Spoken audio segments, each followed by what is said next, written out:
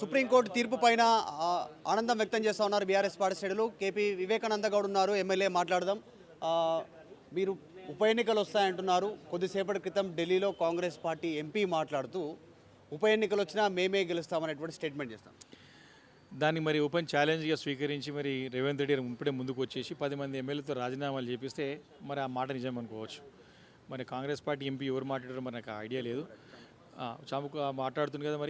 మరి రేవంత్ రెడ్డి గారు ఇప్పుడే బయటకు వచ్చేసి అసెంబ్లీలో ఛాలెంజ్ చేసిండు కదా.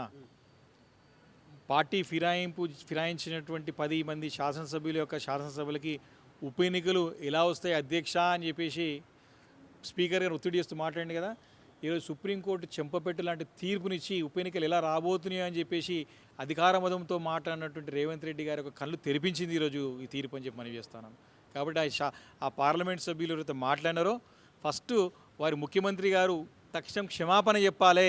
తెలంగాణ సమాజానికి, న్యాయ వ్యవస్థని శాసించే విధంగా ఆ రోజు అసెంబ్లీలో మాట్లాడినాడు. అహంకార పూరితంగా మాట్లాడినాడు. తన మాటలు ఈరోజు ఏ రకంగా సుప్రీంకోర్టు వారి మాటలకి వారి ప్రశ్నలకు సమానం లభించుతుందని చూస్తూ ఉన్నాం ఈరోజు.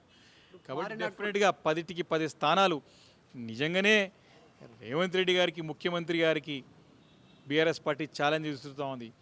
నీ 18 నెలల పరిపాలన పైన నీకు నమ్మకం ఉంటే, నిజంగానే నువ్వు చేసే రోల్ మోడల్ అని చెప్పుకుంటున్నావు కదా, నిజమైతే తక్షణం 10 మంది ఎమ్మెల్యేతో రాజీనామాలు చేపి అని చెప్పేసి ఈరోజు బీఆర్ఎస్ పార్టీ ఛాలెంజ్ విసురుస్తూ ఉన్నది.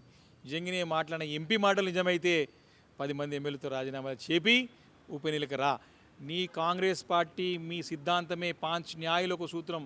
ఎవరైతే ఎమ్మెల్యే ఇమీడియట్గా పార్టీ మారినా, ఎంపీ మారినా తక్షణం అనర్హులుగా ప్రకటించాలని చెప్పేసి మీ సిద్ధాంతమే ఉంది కదా 5 న్యాయ సూత్రాల్లో. దాన్ని రేవంత్ రెడ్డి ఎందుకు పాటించడని చెప్పేసి ఈరోజు బీఆర్ఎస్ పార్టీ స్పష్టిస్తూ ఉన్నది.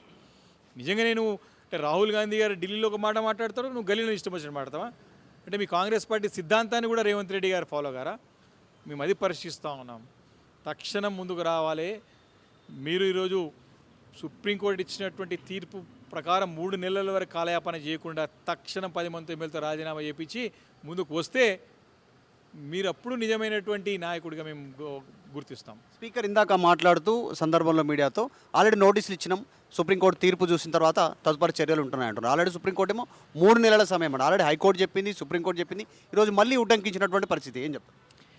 ఈరోజు స్పష్టంగా కోర్టులో కేసు వేసిన తర్వాతనే ఫస్ట్ నోటీసులు పోయినాయి. వాళ్ళకి 18 నెలలుగా కాలయాపన చేస్తూ ఉన్నారు.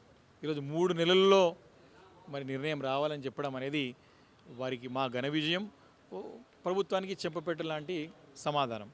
కాబట్టి ఇంకా కూడా అంటే దాంట్లో లాస్ట్ పారాగ్రాఫ్లో కూడా చాలా స్పష్టంగా సుప్రీంకోర్టు చెప్పింది, ఏ శాసనసభ్యుడైతే దీన్ని కాలయాపన చేసి పొడిగించి మరి దీన్ని డైవర్ట్ చేసే ప్రయత్నం చేస్తే తక్షణం వారిపైన చర్య తీసుకోవాలి, అనర్హులుగా ప్రకటించాలని చెప్పి కూడా స్పష్టంగా చెప్పింది. వివేకానంద గారు చివరగా ఈ 10 మంది పార్టీ మారిన ఎమ్మెల్యేలు ఒక 2 మాత్రం మేము బీఆర్ఎస్ అని క్లెయిమ్ చేసుకుంటున్నారు. ఒకడు కృష్ణమోహన్ రెడ్డి, ఒకరు పటాన్చెరువులో గూడెం మైపాలరెడ్డి. మేము కాంగ్రెస్లోకి వెళ్ళలేదు, బీఆర్ఎస్ ఎమ్మెల్యేలేమే అనేటువంటి క్లెయిమ్ చేసుకుంటాం. వాళ్ళ సంగతి ఎట్లా చూసాం? ఖచ్చితంగా ఇప్పుడు ప్రొసీడింగ్స్ ఉన్నాయి కదా, కోర్టు ముందు వ్యవహారాలు ఉన్నాయి కదా, దాని ప్రకారం ఖచ్చితంగా తీర్పు ఎలాగో చూసి దాని ప్రకారం మాట్లాడదాం. ఆల్రెడీ జూబ్లీ ఉప ఎన్నిక అనివార్య కారణాల్లో ఫిక్స్ అయింది.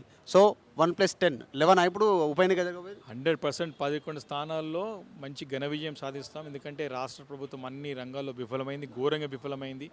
ఈరోజు సరైన పరిపాలన అందించడంలో మరి అట్టర్ ఫ్లాప్ అయిన గవర్నమెంట్ ఈరోజు ముఖ్యమంత్రి రేవంత్ రెడ్డి నాయకత్వంలో వారు ఇచ్చినటువంటి 100 రోజుల్లో 6 గ్యారంటీలు, రుణమాఫీ, అనేక 420 హామీలు ఏ ఒక్కటి నెరవేర్చలేదు ఇప్పటివరకు. అదిగాక తమ అసమర్థతతో, తమ చేతగానితనంతో, తమ యొక్క అనుభవరహితంతో తీసుకునే నిర్ణయాలు ప్రజలకు శాపంగా మారినటువంటి సందర్భాలు అనేకం ఉన్నాయి. ఇప్పుడు 10 మంది ఎమ్మెల్యేలు మీ దగ్గర గెలిచి బయటకు పోయారు. ఇప్పుడు 10 మంది అభ్యర్థులు మీ దగ్గర రెడీగా ఉన్నారా? సేమ్ నియోజకవర్గం 100% మాది స్ట్రాంగ్ పార్టీ అండి, ఉద్యమ పార్టీ. కేసీఆర్ గారి నాయకత్వంలో మరి మేము 25 సంవత్సరాలటువంటి సుదీర్ఘమైనటువంటి చరిత్ర ఉన్నది మాకు. పార్టీ 10 సంవత్సరాలు చక్కటి పరిపాలన అందించినటువంటి ఘనత మాకు ఉంది. 13 సంవత్సరాలు యోధానుయోధులతో పోరాడినటువంటి ఘనత మా పార్టీకి ఉంది, ఉద్యమ పార్టీకి ఘనత ఉన్నది. తప్పకుండా 10కి 10 స్థానాల్లో బ్రహ్మాండమైన మంచి అభ్యర్థులు ఉన్నారు. బ్రహ్మాండంగా ఘన విజయం సాధించబోతాం. రైట్, ఇది Vivekananda Goud BRS party MLA. కోర్టుకు వెళ్ళారు, ఆ తర్వాత వచ్చినటువంటి తీర్పును స్వాగతిస్తూ చెప్తా ఉన్నారు. సో వచ్చేటువంటి రోజుల్లో సుప్రీంకోర్టు చెప్పినటువంటి దాని ప్రకారం 3 నెలల లోపల చర్యలు తీసుకోవాలి. కాబట్టి 1+10 అంటే మొత్తం 11 ఉప ఎన్నికలు రాబోతా ఉన్నాయి రాష్ట్రంలో, బీఆర్ఎస్ మళ్ళీ తన సత్తా చాటబోతా ఉంది అనేటువంటి స్టేట్మెంట్ చేస్తూ ఉన్నారు. ఆ దమ్ముంటే రేవంత్ రెడ్డి ఉప ఎన్నికలకు సిద్ధంగా ఉండాలి, దానిలో ఆయన నిరూపించుకోవాలి, ఆయన ప్రజల్లో పలుకుబడి ఉందా, జనాలు ఆదరిస్తున్నారా లేదా అనేటువంటిది కూడా ఆయన ఛాలెంజ్ విసురుతా ఉన్నారు వివేకానంద గౌడ్. విడజల్లి జాఫర్తో మధు మల్కేడ్కర్, హైదరాబాద్. తెలుగులో న్యూస్ కి ఫాస్టెస్ట్ యాప్ ఇప్పుడు టోటలీ న్యూ అవతార్లో జస్ట్ 5 seconds లో కంప్లీట్ న్యూస్.